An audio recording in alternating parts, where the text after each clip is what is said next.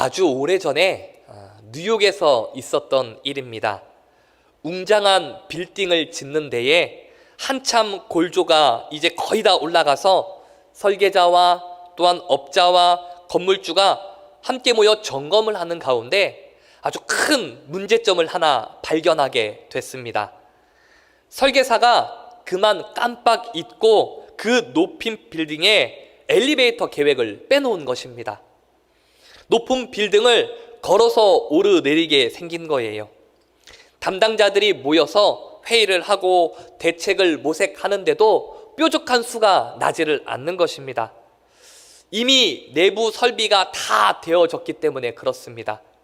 그래서 어떻게 해야 할지 난상 토론을 하고 있는데 그 건물의 그 공사 현장에 쓰레기를 정리하는 청소부가 그곳을 청소하다가 그들이 그렇게 토론하는 그 이야기를 들으면서 지나가며 이렇게 말합니다. 에이, 나 같으면 밖에다 설치하겠다. 그렇게 얘기하면서 지나가는 거예요. 이 청소부의 이야기를 설계사가 듣고 머리가 번쩍 한 것입니다. 그래, 왜 내가 그 생각을 못했지? 라고 하면서 건물 안쪽이 아닌 건물 바깥쪽에다가 엘리베이터를 설계하게 되어진 것입니다. 제대로 정규 교육을 받은 사람은 엘리베이터가 늘 건물 안쪽에 있어야 한다는 고정관념이 있습니다. 그래서 절대로 건물 밖에 엘리베이터를 설계하겠다라는 생각을 하지를 못하는 거예요. 그 생각에서 벗어날 수가 없는 것입니다. 그런데 이 청소부 아저씨가 지나가면서 나 같으면 밖에다 만들겠다. 뭘 그런 걸 가지고 고민을 하지? 이렇게 하는 이 말을 듣고 정말 건물 밖으로 엘리베이터를 설계해서 만들었더니 공간도 차지하지 않고 또한 그 엘리베이터 바깥을 이 투명 유리로 그렇게 만들었더니 전망도 좋아서 그 지역의 그 건물이 지역 명소가 되어진 것입니다. 그래서 우리나라에도 대부분의 백화점 엘리베이터가 투명 유리로 되어져서 밖으로 설치되어져 있는 것입니다. 전문가는 생각을 하지 못했던 것을 이 청소부 아저씨가 생각해낸 것입니다. 오늘 본문의 이야기를 보면요, 이와 비슷한 일이 본문에 일어나고 있습니다. 성전 미문에 앉아서 구걸하고 있었던 이 하반신 장애인이 나사렛 예수 그리스도의 이름으로 일어나서 걷고 뛰는 기적이 일어났습니다. 이 병자가 성전으로 들어가서 걷기도 하며 뛰기도 하면서 하나님을 찬양하는 사건을 통해 많은 사람들이 그 표적을 보고 하나님께 영광을 돌리고 그리고 수많은 사람들이 구름대처럼 그 성전으로 몰리게 되어졌습니다. 안 그래도 예수라고 하는 이 청년을 따르는 무리들 때문에 신경을 쓰였던 이 종교 지도자들은 성전에서 소란을 피우는 이 베드로와 요한을 체포하게 되어집니다. 그리고 긴급하게 사내들인 공회를 모집해서 이 두 사도가 신문을 받게 되어진 거예요. 그런데 신문 받는 그 과정에서 이 베드로와 요한이 성령의 충만함을 입어 놀라운 언변으로 그 사람들에게 그 공회원들 앞에서 복음을 선포하게 되어집니다. 설계사가 생각하지 못한 것을 청소부 아저씨가 생각해낸 것처럼 정규 신학 교육을 받지 않은 이 어부 출신이었던 베드로가 복음을 담대하게 전하는 것을 듣고 종교 지도자들은 깜짝 놀라게 되어집니다. 그리고 베드로와 요한에게 이렇게 경고를 합니다. 우리 본문의 18절 말씀을 같이 함께 읽어보도록 합니다. 자, 함께 읽습니다. 시작.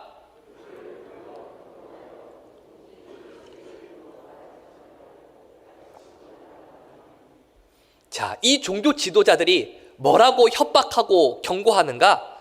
예수에 관해서 가르치지 말고 예수라고 하는 그 이름을 입 밖에도 내지 말아라 라고 그렇게 경고를 합니다. 왜 그렇게 하는가? 그 이유에 대해서 2절 말씀 보니까 이렇게 말씀하고 있어요. 예수 안에 죽은 자의 부활이 있다고 백성을 가르치고 전함을 싫어하여. 그들이 싫어하는 것, 이 종교 지도자들이 싫어하는 것이 무엇이었습니까? 그들이 사람들이 많이 모이는 것을 싫어했습니까? 베드로와 요한이 그 교회의 지도자가 된 것, 사도직을 감당하는 것, 그것을 싫어했습니까? 미문에 앉아서 구걸하고 있던 이 병자가 치유되어서 걷고 뛰는 이 기적이 일어났다는 것, 그 기적을 싫어했습니까? 종교 지도자들이 싫어했던 것은요, 기적도 아니었습니다. 베드로와 요한이 사도직을 감당하는 것도 아니었고요, 많은 사람들이 모이는 것도 아니었습니다. 무엇을 싫어했는가? 바로 베드로와 요한이 가르치고 전하는 것을 싫어했다는 거예요. 그들의 말을 싫어한 겁니다. 왜냐하면 그들이 말하는 그 말의 내용이 예수 그리스도였기 때문에 그렇습니다. 그들은 베드로와 요한에게 교회를 세우지 말라고 위협하지 않았어요. 교회에서 더 이상 사도직을 감당하지 말라고 경고하지 않았습니다. 그저 말하지 말라고 경고했어요. 무엇에 대해서 말하지 말라고 합니까? 예수의 이름으로 말하지 말고 예수에 대해 가르치지 말라라고 그렇게 경고했다라는 것입니다. 사도행전 그때 그 시대뿐만이 아니라 지금 이 시대도 마찬가지입니다. 이와 같은 일이, 똑같은 일이 일어나고 있습니다. 한국 사회에 기독교에 대한 인식이 얼마나 부정적인지 모릅니다. 언제부터인지 모르겠는데 기독교를 개독교라고 부르는 것이 보편화되어졌습니다. 전도물품을 나눠주고 전도지를 나눠주며 그렇게 전도할 때에 그것들을 받지 않고 쌩 깐다고 하죠. 무시하고 지나가는 경우가 태반입니다. 전도지를 받더라도, 전도물품을 받더라도 그냥 쓰레기통에 버리면 좀 나을 듯한데 그냥 길거리에 버리는 경우가 허다합니다. 그래도 제가 어렸을 때에는요, 이력서에 종교란에 기독교라고 적으면 그 회사에서 가산점을 줄 정도로 그렇게 기독교에 대한 인식이 좋았던 정도 있었는데, 지금 사람들은요, 기독교를 너무나도 싫어하고 배척합니다. 가족들과 친척들에게, 친구들에게, 이웃들에게 복음을 전하면 그 복음을 듣는 사람들이 상당히 불편해합니다. 교회 얘기할 거면 나가라고, 얼굴도 보지 않겠다고 그렇게 강하게 거부하는 경우도 있습니다. 복음을 전하다가, 예수님을 소개하다가 박해를 당하고 핍박을 당하는 그러한 일들 또한 있다라는 거예요. 예수님을, 복음을 전하기가 너무나도 힘든 그러한 시대 가운데 우리가 살고 있습니다.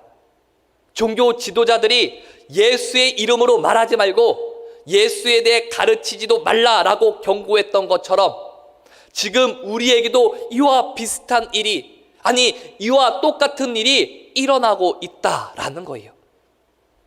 자, 그렇다면 복음을 거부하는 이 시대에 우리들은, 성도는 어떠한 모습을 보여야 할까요?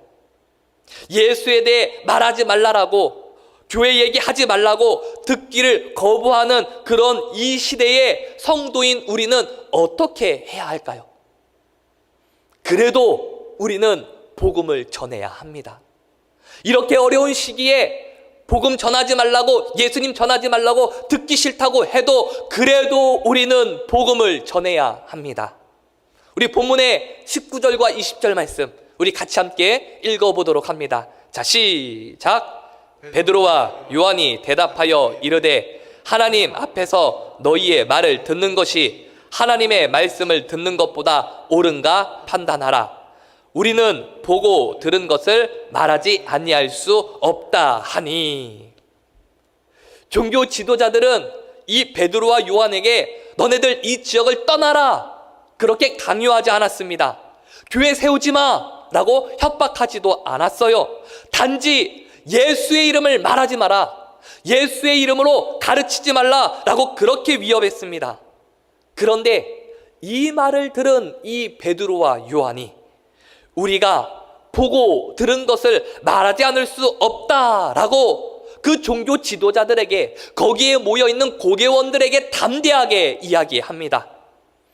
결국 사도행전 5장에 가면요, 유대인들의 그 지도자들의 미움을 받아서 사도들이 감옥에 갇히게 되어집니다. 무엇 때문에 갇히게 되어지는가? 전부 다 이 말 때문에 갇히게 되어지는 거예요.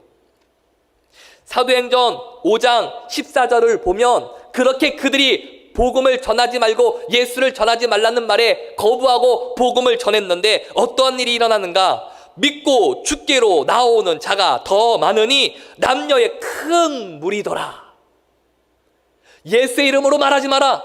예수를 가르치지 말라. 그렇게 경고하고 협박했는데 그 말 듣지 않고 담대하게 예수 그리스도의 이름을 전했더니, 예수의 이름을 가르쳤더니 큰 무리가 예수님께로 돌아오며 더 많은 사람들이 예수님께로 믿고 돌아오는 그런 일들이 일어나게 되어졌다라는 것입니다. 성경의 이야기를 보면요, 선행으로 인해서 그리스도인들이 박해받았다라고 쓰여져 있는 구절을 찾아볼 수가 없습니다. 역사적으로 보더라도요, 도덕적인 삶 때문에 핍박을 받았다는 예를 거의 찾아볼 수가 없습니다. 대부분이 왜 손가락질 당하고 왜 박해를 당하는가? 말 때문입니다. 예수 그리스도를 전하는 것 때문에, 복음을 전하는 것 때문에 박해를 당했습니다. 왜냐하면 그 그리스도인들이 전하는 그 복음에는, 예수 그리스도의 이름에는 능력이 있기 때문입니다. 예수의 이름에 능력이 있다는 사실 여러분들 믿으시기 바랍니다. 어떤 사람들은 말로 전할 필요가 없다라고 말합니다.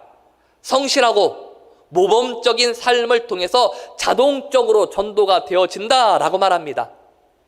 정말로 그럴까요? 전도하는 것을 피하고 전도하는 것에 대해 어려워하는 사람들, 전도지를 들고 다니면서 뜨거운 가슴을 가지고 예수님 믿으라고, 예수님 믿어야 천국 간다고, 구원받을 수 있다고 전하는 사람들을 보면 은근히 멸시하는 그 현대 기독교인들, 그들은요, 말보다 행동이 더 중요하다라고 그렇게 강조합니다. 맞습니다. 일리가 있는 말입니다. 하지만 분명한 것은요, 말이 있을 때 행동도 중요하다라는 것입니다. 말 없는 행동은요, 가치가 없는 것입니다. 말 없는 행동은 아무 의미가 없는 거예요. 죽어가는 영혼을 살리는 예수 그리스도의 복음이 선포되어질 때에 그 다음에 행동이라는 것도 중요하고 성실하고 모범적인 그런 삶의 모습이 필수 요건으로 작용되어지는 것이지, 아무런 말도 하지 않는 가운데 복음이 선포되어지지 않는 상황 속에서 선한 행위, 그것은 아무 소용도 없는 것입니다. 그런 것들은요, 그리스도인이 아니어도 일반 사람들도 할 수 있는 것입니다. 우리가 왜 예수 그리스도라고 하는 말, 십자가와 부활이라고 하는 말, 죄와 구원이라는 말을 우리가 사람이 듣기 싫어하는데도 불구하고 왜 우리가 굳이 해야 합니까? 이러한 말들이 어색하고 또한 서툴고 듣기 싫어하는, 논리적이지 않은 그러한 말 같아 보여도 5천 명의 사람들이 구원받게 되어지는 강한 능력이 있는 말이기 때문에 우리가 전하고 말해야 된다라는 것입니다. 하지만 이와 반대로요, 예수님에 관한 그런 말들을 우리가 할 때에 엄청난 박해를 당하기도 합니다. 왜냐하면 우리의 입에서 나오는 이 복음은 우리의 말이 아니라 하나님의 말씀이요, 능력의 말씀, 성령의 말씀이기 때문에 그렇습니다. 죄를 용서함 받게 되어지고 죽은 영혼을 살리는 능력이 있기 때문에 마귀의 자녀에서 하나님의 자녀로 변화되어지는, 옮겨지는 그런 힘과 능력이 있기 때문에, 그래서 하나님과 반대에 있는 세력들은요, 그 말 듣기를 거부하고 나와 함께하고 있었던 내 편이었던 사람들이 하나님께로 가게 되어지는데, 하나님께 뺏기게 되어지는데 그들이 가만히 있지를 않는 것입니다. 그 말에 강력히 대응하는 것, 그것은 자연스러운 일이고 당연한 일이라는 거예요. 그래서 복음 때문에 박해를 당하게 되어진다라는 것입니다. 그렇다라고 한다면 여러분들은 어느 편을 선택하겠습니까? 5천 명을 구원할 수 있는, 아니 5만 명이라도 주님께로 돌아오게 되어지는 능력이 있는 말씀이기 때문에 복음을 들고 내가 세상 가운데 나아가겠다는 그런 결단을 여러분들 하시겠습니까? 아니면 세상이 싫어하니까, 사람들이 우리에게 손가락질 하니까, 박해를 당하니까 그냥 평범하게 살고 싶습니까? 세상으로부터 손가락질 당하고 심하면 박해도 받지만 한 영혼이라도 주님께로 돌아올 수 있는 그런 능력을 여러분들이 체험하고 싶습니까? 아니면 나만 구원받으면 돼 라고 하는 그런 생각으로 조용하게 평안하게 그렇게 살고 싶으십니까? 세상이 돌아가는 한번 방향을 보십시오. 세상이 굴러가는 그런 세상의 이런 이치들을 한번 보세요. 시대가 가면 갈수록 복음이 선포되어지고 복음이 증거되기가 점점 더 어려워지는 그런 이 시대를 우리가 살고 있습니다. 앞으로요 더 심해질 거예요. 전 세계적으로 복음이 기독교가 폭발적으로 부흥했을 때가 있었습니다. 엄청난 수의 선교사들이 각 나라들로 파송되어지고 또한 종교의 자유가 없는 나라들에서는 지하교회가 셀 수 없을 정도로 많이 생겨나기도 했습니다. 그런데 어느 시점에 다다르자 더는 교회의 기독교의 부흥이 일어나지 않게 되어졌어요. 교회에서는요 젊은이들이 떠나고 성도 수가 줄어들고 신학교에서는 학생들이 없습니다. 제가 신학교에 들어갈 만하더라도 신학과가 한 150명 정도 됐습니다. 요즘에는요 40명도 채 되지 않는다고 합니다. 목회자가 줄어들고 있습니다. 선교사가 줄어들고 있습니다. 그냥 줄어드는 것이 아니라 심각한 정도라는 거예요. 선교사들이 강제로 추방당하는 일들이 선교지에서 비일비재하게 일어나고 있고요. 세계 선교 부흥의 한 획을 그었던 한국 교회마저도 손가락질 당하고 40, 50대 이하의 젊은 사람들의 인식 속에서는 기독교에 대한 인식이 부정적인 인식으로 아주 꽉 차 있어서 교회를 떠나고 교회를 욕하는 일들이 점점 더 많이 일어나고 있습니다. 그래서 전도하기가 정말로 어려워졌는데 복음을 전하기가, 복음이 사람들에게 들어가서 예수님 믿는 그런 일들이 정말로 어려워졌는데 코로나로 인해서 아예 전도가 멈추기까지 했습니다. 왜 이런 일이 일어나는 걸까요? 왜 이러한 일들이 자꾸만 일어나고 점점 더 이런 일들이 왜 심해질까요? 마지막 때이기 때문에 그렇습니다. 예수님 오실 날이 가까웠기 때문에 그래요. 앞으로요 더 심해질 겁니다. 그렇다면 지금은 우리가 침묵해서는 안 되는 때입니다. 아무리 예수 믿는 사람들이 사방팔방으로 욕을 얻어먹는다 할지라도 할 말은 해야 한다라는 거예요. 교회가, 목회자가 부패해서 썩은 냄새가 진동한다 할지라도 썩지 않는 성도들은, 나머지 성도들은 말해야 한다라는 것입니다. 어떻게 말해야 합니까? 오늘 본문의 말씀 13절의 말씀을 한번 보십시오. 우리 같이 함께 13절 읽습니다. 시작. 그들이 베드로와 요한이 담대하게 말함을 보고 그들을 본래 학문 없는 범인으로 알았다가 이상히 여기며 또 전에 예수와 함께 있던 줄도 알고. 자, 여기서 학문 없는 범인으로 알았다가 라고 하는 이 말은요, 낯 놓고 기억자도 모르는 사람으로 알았다라고 하는 그런 말이 아닙니다. 아무리 베드로가 어부 출신이었어도요, 낯 놓고 기억자를 모를 정도로 무식한 사람은 아니었습니다. 베드로는 베드로 전후소를 기록할 정도로 그렇게 성경의 저자로서 그렇게 쓰임받을 정도로 그래도 어느 정도 알았던 그런 무식한 사람은 아니었다라는 것입니다. 이 말의 의미는 학문 없는 범인으로 알았다가 라고 하는 이 말의 의미는 전문가가 아니다라는 뜻이에요. 즉 이들이 율법에 대해 배우는 학교를 다닌 적이 없다, 전문적인 공부를 하지 않았다, 시골 출신이다 라고 하는 그런 말입니다. 그런 베드로와 요한이 예수님에 대해 어떻게 말했다고 성경은 기록하고 있습니까? 그들이, 베드로와 요한이 탐대히 말함을 보고, 교회가 세상에서 욕을 먹고 성도들이 손가락질을 당해도 성도는요, 복음을 담대하게 말해야 할 줄로 믿습니다. 저와 여러분이 우리 원주 침례교회가 복음을 담대하게 전할 수 있는 그런 교회가 되어지기를 주님의 이름으로 축원합니다. 여기에 쓰인 이 담대하게라고 하는 이 단어는요, 함축적인 의미가 많이 담겨져 있습니다. 번역본들을 보면 이 단어가 어떠한 의미들이 있는지를 우리가 잘 알 수 있어요.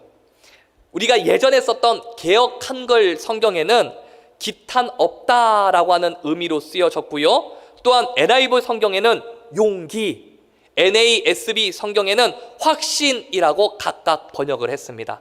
그래서 원어로 이 담대하게라고 하는 이 단어를 보면요, 이 담대하게라고 하는 단어가 언제 사용되어지는가? 첫 번째로 공개적으로 이야기할 때 쓰여집니다. 숨어서 소곤소곤 은밀하게 속삭이는 것이 아니라 당당하게 서서 아주 공개적으로 많은 사람들 앞에서 그렇게 말할 때에 기탄 없다라는 그런 의미로 씁니다. 우리는 예수님을, 복음을 모든 사람이 듣고 알 수 있도록 공개적으로 전해야 합니다. 두 번째로 언제 쓰이는가? 용감하게 말할 때입니다. 누가 뭐라고 할까봐 움츠러들어서 소극적으로 말하는 것이 아니라 아주 담대하게 의사표현을 하는 것입니다.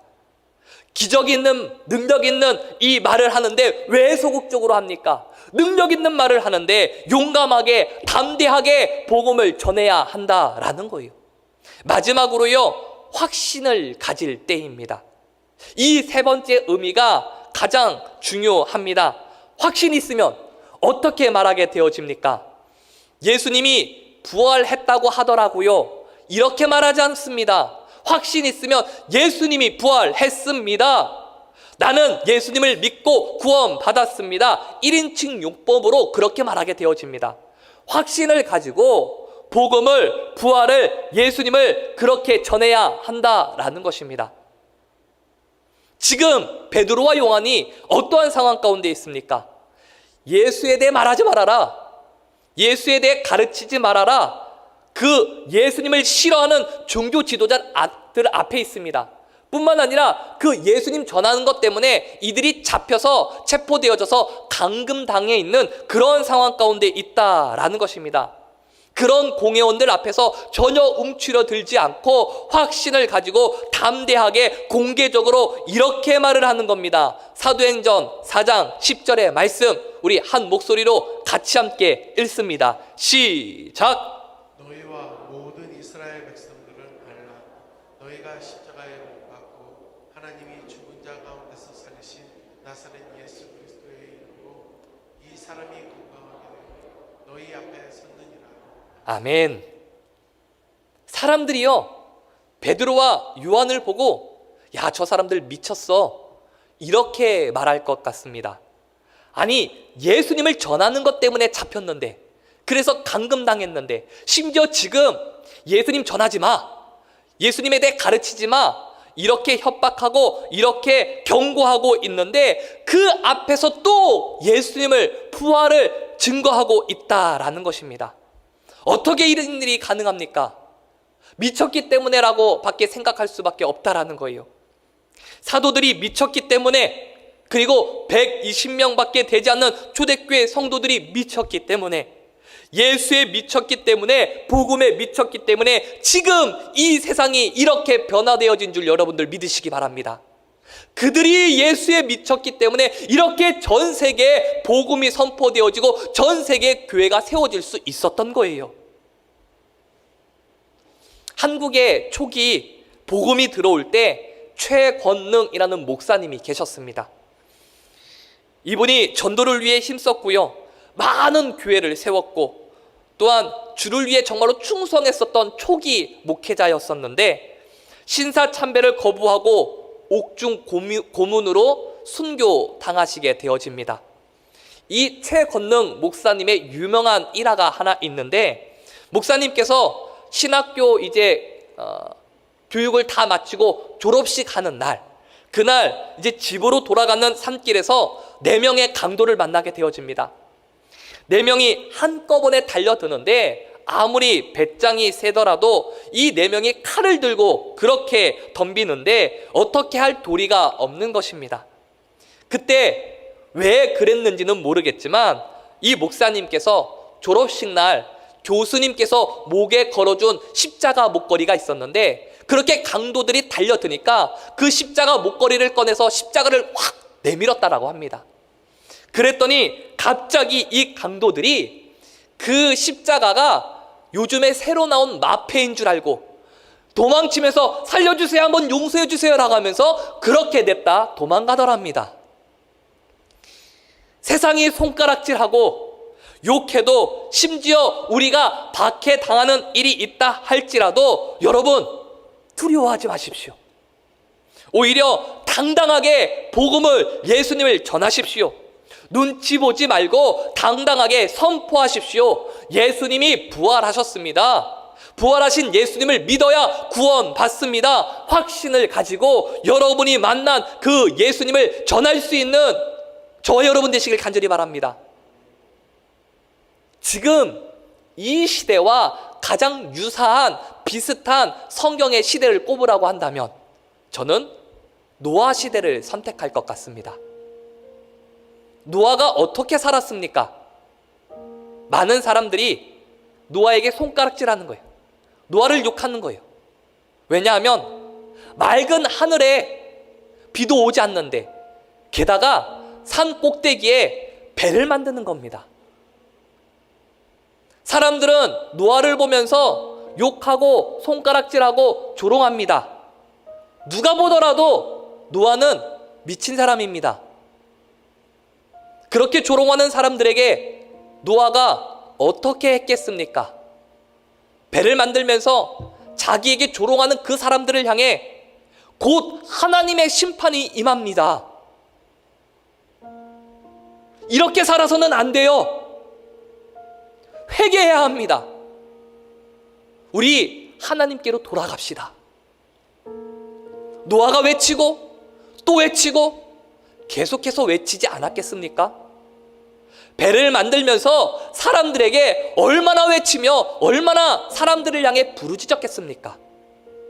미쳤다는 소리를 듣고 사람들이 손가락질을 하고 노아가 믿는 그 하나님을 욕해도 노아는 산 꼭대기에서 방주를 만들면서 계속 사람들에게 말하는 거예요.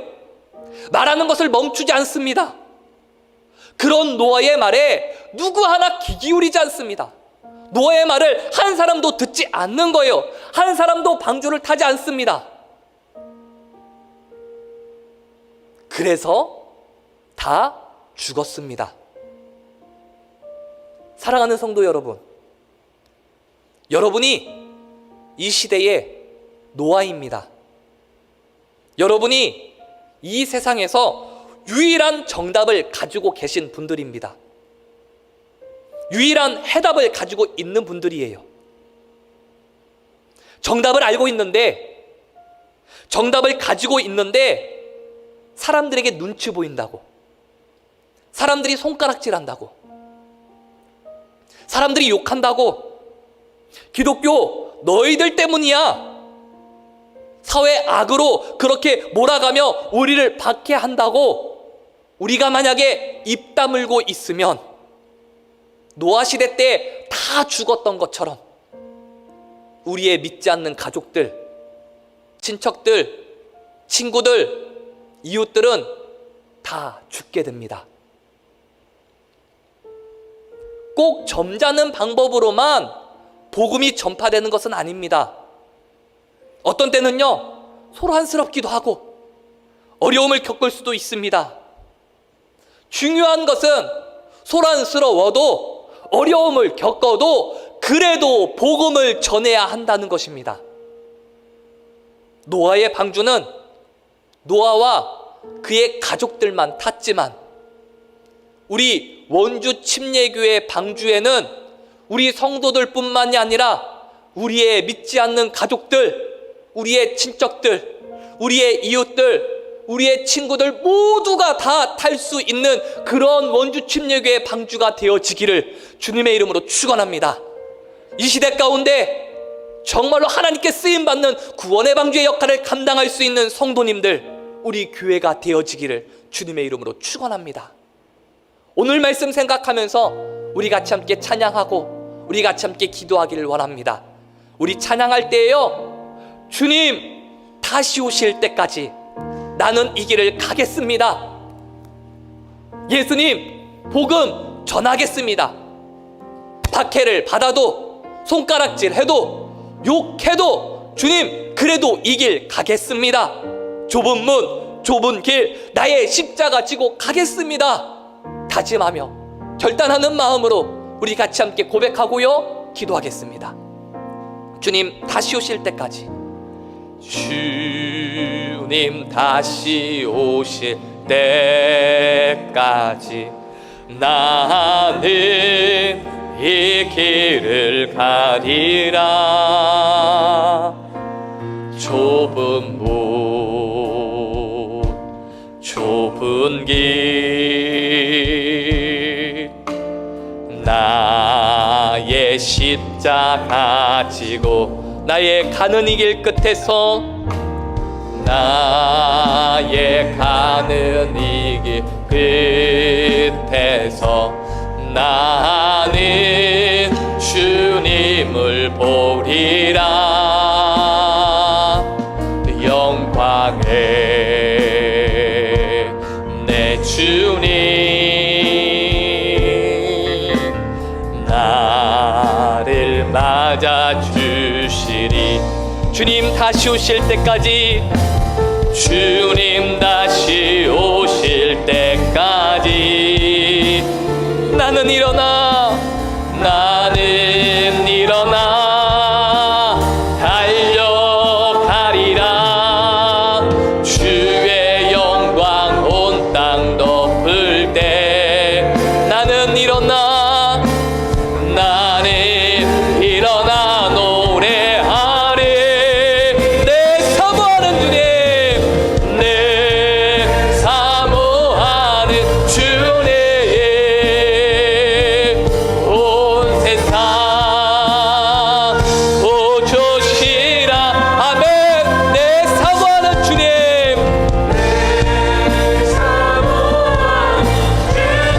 영광의 왕이시라.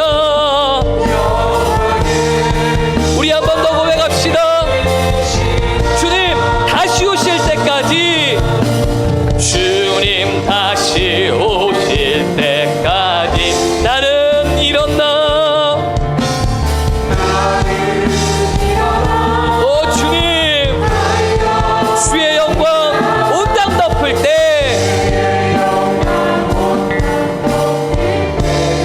나는 일어나, 나는 일어나. 우리 함께요 간절함으로 구합시다. 내 사모하는 주님, 내 사모하는 주님, 온 세상 구주시라. 아멘. 내 사모하는 주님,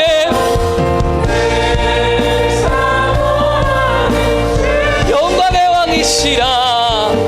영광의, 우리 한 번만 더 고백합시다. 고백하고 기도합니다. 내 사모하는 주님, 내 사모하는 주님, 온 세상 도주시라. 내 사모하는 주님, 내 사모하는 주님, 영광의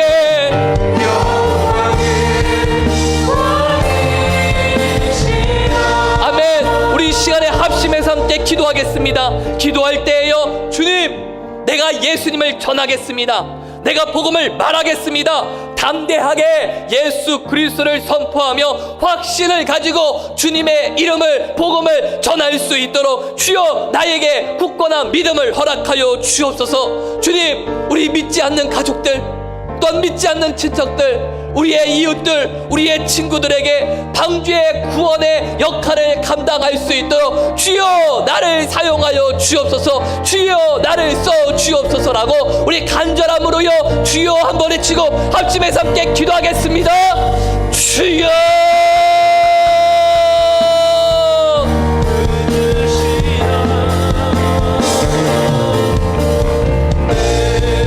아버지, 주님, 세상은 우리에게 말합니다. 예수에 대해 말하지 말라고, 교회 얘기하지 말라고, 부활이 어디에 있냐고, 그런 소리 할 거면 한번 만나지 말자고.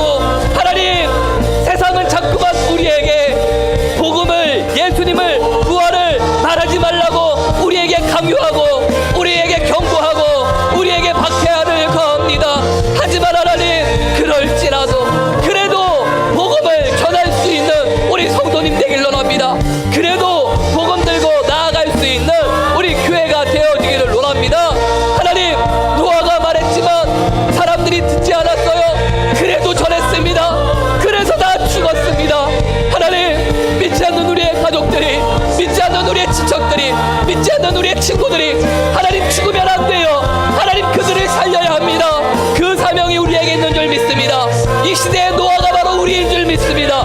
주님, 주님, 손가락질 당해도, 어려움을 당해도, 하나님 힘든 일이 있어도, 하나님 아버지 기독교 너네들 때문에 그래 자꾸만 우리에게 사회 악으로 몰아가도, 그래도 복음을 전하고, 그래도 예수님을 전하고, 그래도 우리 교회가 감당해야 하는 하나님 영혼 구원을 위해 힘쓸 수 있는 그런 교회가 되어질 수 있도록 주여, 주여 붙잡아 주시고, 주여 우리를 사용하여 주옵소서. 굳건한 믿음, 담대하게 전할 수 있는 믿음 하나님 우리에게 허락하여 주옵소서. 우리에게 허락하여 주옵소서.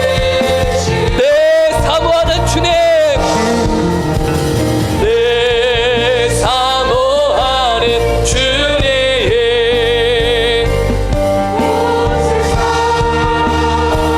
보존해라. 내 사모하는 주님, 내 사모하는 주님, 영광의 와 함께 일어나서 고백합시다. 일어나서요, 내 사모하는 주님,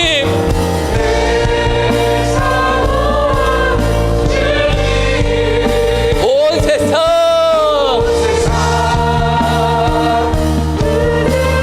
아멘. 내 사모하는 주님, 내 사모하는 주님, 영광의 우리 한 번 더요 간절함으로 다짐함으로 고백합시다. 내 사모하는 주님,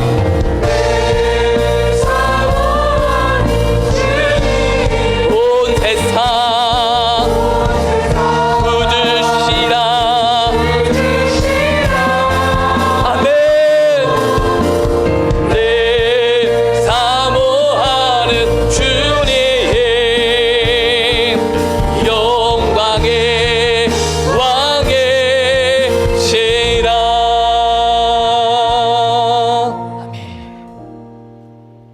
주님, 우리가 바로 이 시대의 노아인 줄 믿습니다. 우리가 이 시대 가운데 지옥으로 내달리고 있는 저들을 구원해야 하는, 저들을 위해 방주를 만들어야 하는 노아와 같은 그러한 사명이 우리에게 있는 줄 믿습니다. 노아가 아무리 말했지만 듣지 않고 모두가 다 그 물에 빠져 죽었던 것처럼 하나님, 이 시대 가운데 그렇게 죽어가는 영혼들을 위해 우리가 침묵하고 가만히 있으면 안 되겠습니다.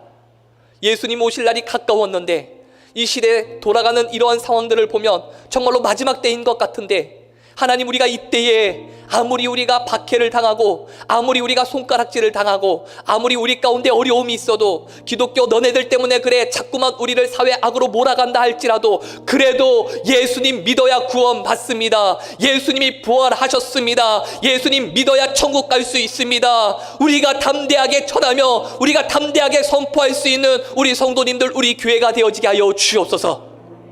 그래서 믿지 않는 우리의 가족들, 우리의 친척, 우리의 친구, 우리의 이웃들, 그들이 그냥 죽게 내버려 두는 것이 아니라 우리가 전함으로 인해, 우리가 그들에게 선포함으로 인해, 우리가 예수님을 하나님 아버지 그들에게 말함으로 인해 그들이 주님께로 돌아오는 은혜가 있게 하여 주옵소서. 이제는 우리를 위해 이 땅 가운데 오신 예수 그리스도의 은혜와 그 예수님을 우리를 위해 내어 보내주신 그 크신 하나님의 사랑과 성령님의 내주교통 위로하심이 오늘 말씀을 듣고 주님, 제가 전하겠습니다, 제가 말하겠습니다, 그래도 복음을 전하겠습니다 다짐하며 결단하며 헌신하며 나가는 모든 성도님들 머리 위에, 그 가정과 하시는 모든 일들 위에 지금부터 영원토록 함께 하시기를 간절히 축원하옵나이다. 아멘.